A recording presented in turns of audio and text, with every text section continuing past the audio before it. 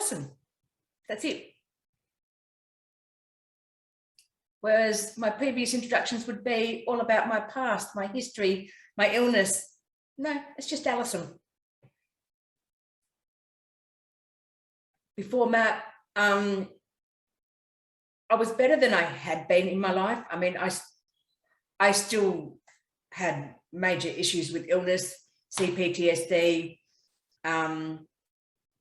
combined with bipolar, combined with rheumatoid, combined with also a bit of colitis, and it's just, yeah, chronic pain as well. And yeah, I think to me, life was very limited. Life was almost at some points like let me off because it was just too hard. Why did I join MAP? Why not? I was at a very open point in my life of healing, of moving forward, and I tried an introductory MAP session with the group I'm in, and I was quite surprised what came up, because I used a completely inane situation to do with a co-worker, just thinking, okay, it's going to help me sort that out. But it actually showed me how much was actually going on inside of me that I actually had no idea about. So after that, I started looking at the MAP Institute. But yeah, I had reservations, and I think some of the coaches like yourself even may have had reservations as to whether just joining MAP would actually help in the full sense, because there was so much background trauma, so many years of trauma, so many incidents. It was just, yeah, was it going to take just individual sessions on and on? But I couldn't afford at that point. So then I saw your program, Jelena, and I thought, well, I've got autoimmune, let's give it a go. But yeah, didn't really think much more of it than that. My life was sitting in doctor's office. It was having tests. It was reviewing symptoms continuously, minute to minute, as to, oh my goodness, my whole body's breaking down. Oh my goodness, do I need to go to emergency? What's wrong with me? And that was my life. I didn't want to live that anymore. The reason I chose the autoimmune is because I have autoimmune, which combined with sort of colitis Crohn's. And I already knew there was a mind-body connection that was strong, because my original history is just C-PTSD and bipolar, and it's just been disorders adding on as years go by. I mean, my mental health history started at 16, and I'm turning 50 this year. And yeah, just different illnesses, got different times throughout that period. I've been diabetic at one point, I'm not now. I've had heart procedures done. I don't even know where to finish, because it was just illness. My life was, I was an illness. Okay. Before I started MAP, my symptoms would have been chronic pain, was my major symptom. I have rheumatoid, which causes joint pain, which causes inflammation. I had colitis, which causes all sorts of gastric upset. My memory was non-existent, brain fog. Every day I just stumbled through. Besides that, with the mental health history, you know, I was either high, or I felt I was high or depressed, or I didn't feel that I was ever traveling okay mentally. I was still seeing a psychiatrist every week. And yeah, add to that other little bits going on where, you know, I'd feel a twinge and think that suddenly I was having a heart attack, which I probably wasn't. But yeah, these are the sort of, this is the life I was living, where every day was panic about my body. Was it going to keep going? Before I started MAP, I was seeing a psychiatrist still weekly. I have been seeing psychiatrists and hospitalised probably a good 50% of that time since I was 17. We're talking locked wards, we're talking open wards, we're talking long-term hospitalizations. And it started just from trying not thinking I was good enough. And then I started seeing a psychiatrist and thinking, okay, life's going to be good now. I'm in medicine, I'm studying, I've got all my dreams happening. And then he decided that he wanted to take advantage of me. He abused me for the next 2 years, from the age of 17 to 19. And yeah, I never really gained back from that. If anything, I went downhill really quick. And yeah, I was a write-off. I actually shouldn't be alive because of everything I've done to actually stop being alive. And yeah, been a huge roller coaster ride that I never actually thought I'd fully move on from. Because of my mental health history, I've been on many mental health medications over the years to maxed out doses of tranquilizers. Then with the chronic pain, which started at age 25, morphine became daily. I've been withdrawn off morphine twice from being addicted, and I've overdosed on morphine more times than I care to count. And then I moved from there to being addicted to Valium, which I then got withdrawn off. And then on top of that, when the rheumatoid was diagnosed, the medications that were added into my regime were just massive. And we're talking methotrexate, which is a cancer drug. We're talking Symphony, which is it's a biologic, which can do all sorts of things to you. We're talking steroid injections, Plaquenil, everything they could think of, they threw at me to try and halt the rheumatoid. And did they succeed? I don't really know, because I'm now 4 months free of all of it.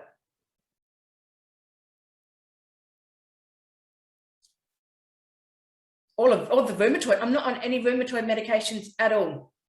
I'm on a reducing regime for my painkiller, and that's it now.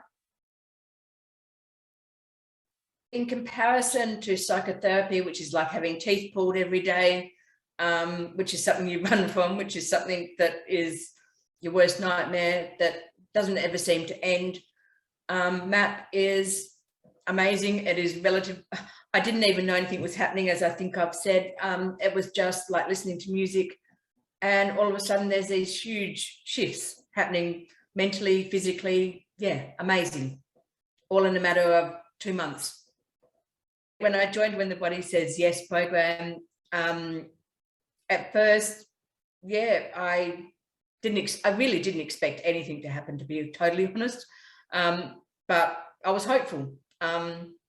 So I just regularly committed to listening to the subliminal every day, which was really easy. I'd go to sleep with it on, or yeah, listen to it as I did the dishes. And then I just started noticing that at first I was a bit calmer mentally. I was more focused. And then my body, there wasn't so many aches and pains. And I started having this shift, do I actually need this medication? And I went out on a limb and asked my doctors, and of course, yeah, apparently I can never ever come off these medications. And so they wouldn't even help me withdraw from some of them. So I actually did it myself, with, you know, proper research, and yeah, and continued with the program. And so by the end of month 2, I was off most of my medications. But was I still hesitant? Yeah. Did I share that? No, I didn't, only because I was frightened to actually jinx myself. And then I went 2 months without medication, and no inflammation has returned after the 2 months. My blood tests, which I still were having for my doctor, all fine. My CRP markers all really down. No change at all. And if anything, I actually started being able to think clearly. I started being able to remember, and on and on. And I'm just thinking, wow, I've wasted years.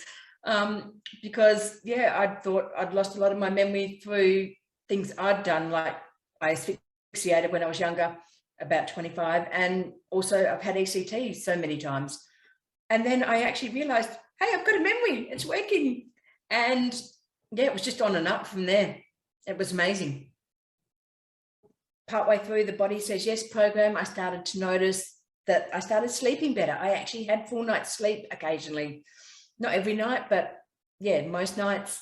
I started being able to fall asleep really quickly, which before wasn't happening at all, even with strong sleeping medication. Sleep was just one of those things that I never had. I would probably have labelled myself a chronic insomniac.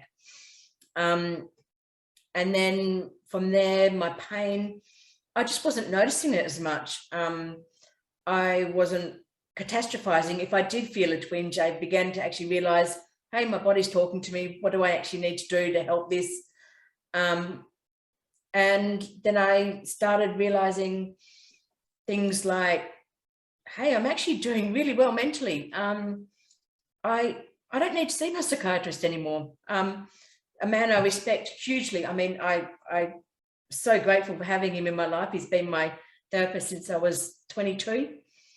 And now, yeah, it's actually the first time I actually felt I could fully walk out the door, and that was it. Goodbye. And besides all that, just in my own life, I just feel happy.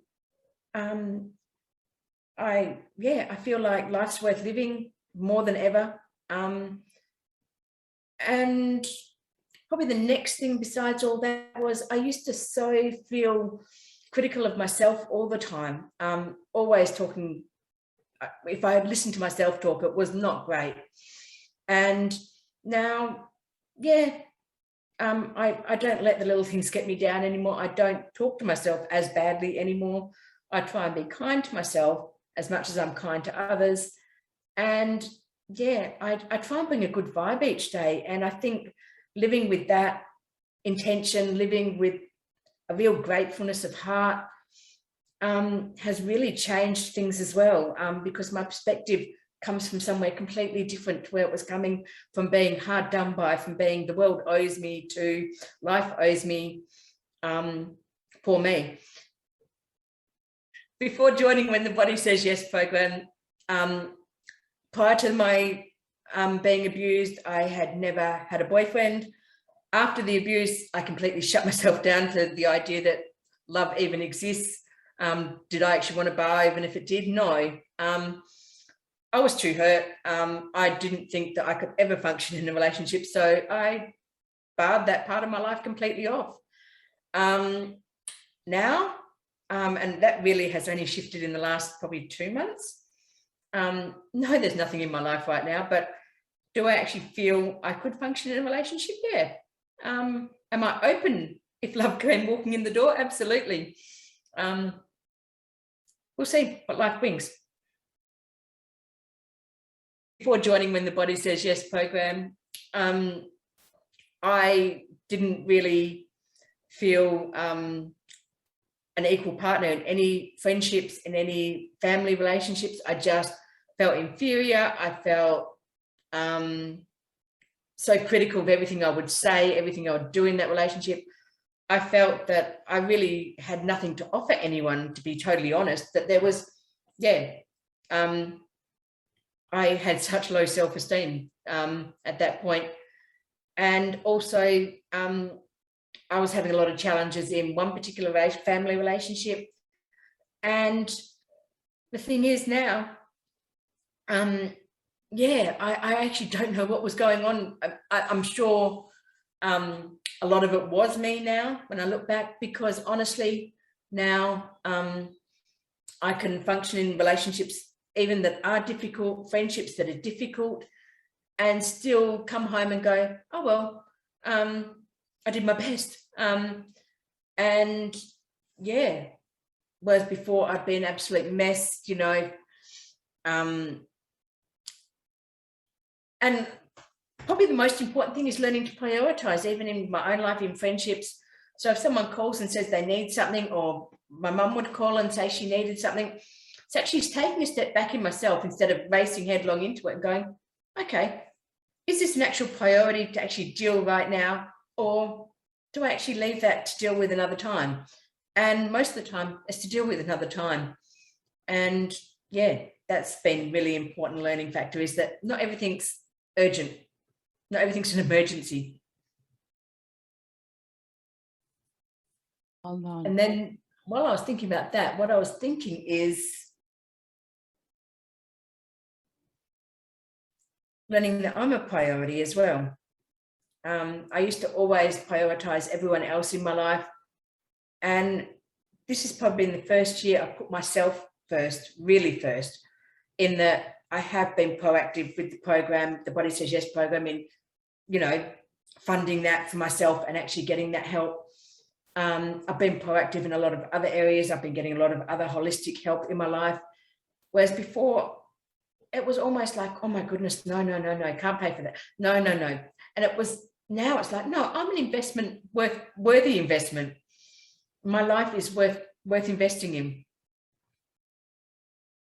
Along the way, probably about a month and a half into the Body Says Yes program, another program of Jelena's came on offer, which is the Body Positivity program. And I thought, hey, well, at this point, I'm beginning to heal. I'm beginning to feel better physically, but I still didn't feel that great about myself at that point. I had no self-confidence, virtually zero. I could not hold my own, even at work, in my own personal life. And so I thought, okay, nothing more to lose. Let's join this one as well. It's only more subliminals, really easy, really simple. I like simple. And so I started listening to those, and I did do some of the exercises with that along the way, which was the mirror exercise, which is quite an eye-opening exercise. And have I done it again? No. But yeah, was it eye-opening? Yeah. And along the way with starting that program, probably within a couple of weeks, I actually noticed I started, hey, I am okay. And yeah, I don't need to give an excuse for my life anymore in terms of, you know, every time I drop something, you know, catastrophe, sorry, you know, and it starts being, I label it back onto myself in that, oh my goodness, you're hopeless, you're useless, you're worthless, basically. And it became, okay, I can actually do this. I'm capable. Mm-hmm. Bipolar 2 is more the depression side. And when you do go high, it's what they call hypomania. So it's not over the rooftops that you believe you're Jesus, but it's, you feel really, really good. Like really, really good. Like probably as I do now, but except for I know I'm not high right now. Whereas a few months ago, yeah, it would have been, if I felt like this, it'd be like, oh my goodness, you're high again now. And yeah, it was almost just like wondering from one day to the next, am I going to feel normal? Am I going to feel depressed today? Am I going to feel anxious today? I mean, anxiety is a huge feature of C-PTSD. And then the next day, oh, am I going to feel on top of the world? And yeah, no, you can't live life like that. It just becomes unlivable, because the fact is, you don't know who you are, you don't know what you feel, you don't feel in control of what you feel. Now I actually feel I can actually control what I feel. Mm-hmm. Hypomania only goes a couple of days, few days at most. This has persisted for ages, like months. And it is just a true feeling good. I'm not overspending. So yeah, I'm definitely not hypomanic. I'm not overspending. I'm actually still have reasonable limits on my talk, on my behavior. So yeah, no, this is just me now.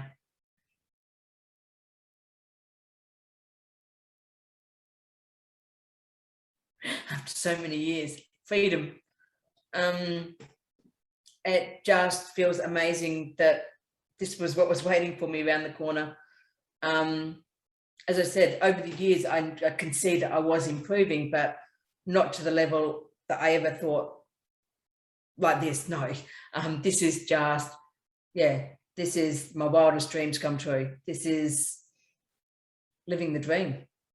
Looking at when I first joined, when the Body Says Yes program, for me, I'll be very honest, it was a tiny bit overwhelming. I mean, there was so much information.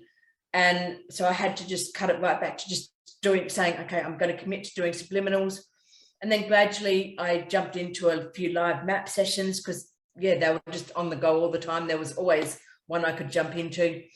And yeah, I found them so healing, so fascinating, how amazing, like even in a group one, that we could all find something in there to work with, and that the superconscious will just work wherever it wants to work anyway. And yeah, so I joined a few of them. I actually did jump into a couple of magnetizations as time progressed. And wow, the energy that gets poured into them is just amazing. And then when things did crop up from time to time, which things do, where you sort of question, is my body healing? What's happening here? We had a Facebook group for When the Body Says Yes program, and for the Body Positivity program. You could jump on, encourage one another, share what questions you had, and someone would usually jump on who's either a participant or from MAP and jump on and just answer your questions. And you yourself, Helena, have been magnificent in actually answering, in responding. Yeah. If I had someone come to me who had a similar background to where I come from, which is, I mean, we're not just talking that one trauma either, Helena, we're talking abuse after that twice. We're talking, a history where most doctors have given up on me, from self-harm, from suicide. And yeah, after being in years of therapy, you sort of think, well, surely I've done it all.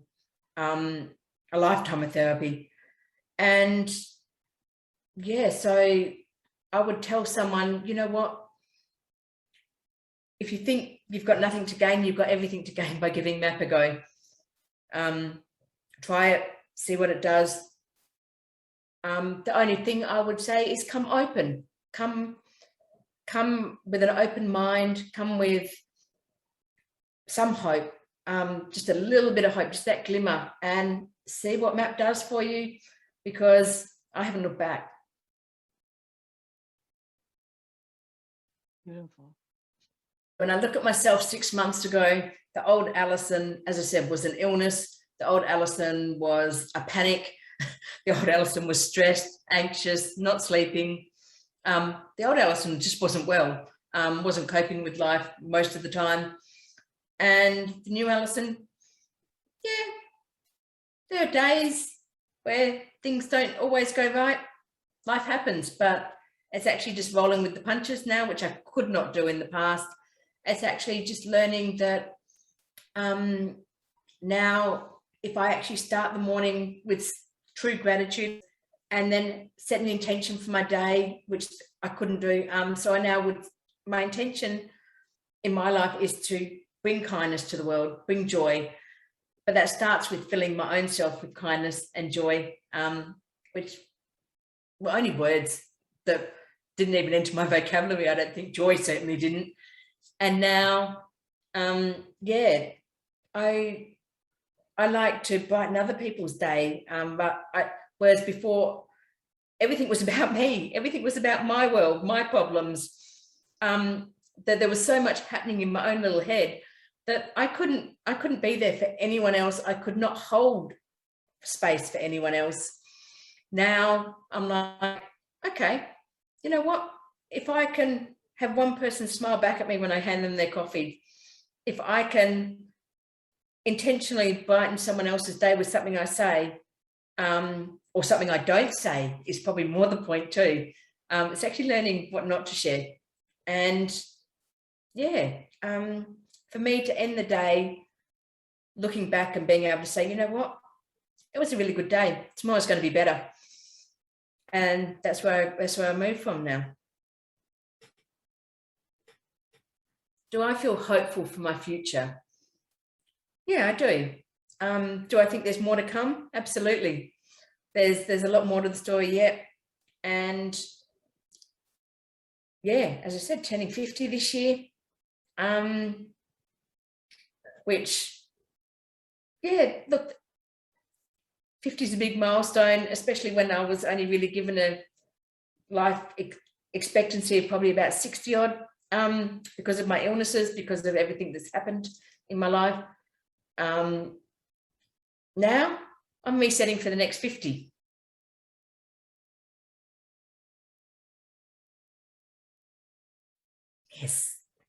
Yes. And to actually know that in the true sense that, yeah, I'm beautiful, I'm worthy, I'm lovable, and to actually feel that and know that, yeah, it's an amazing feeling.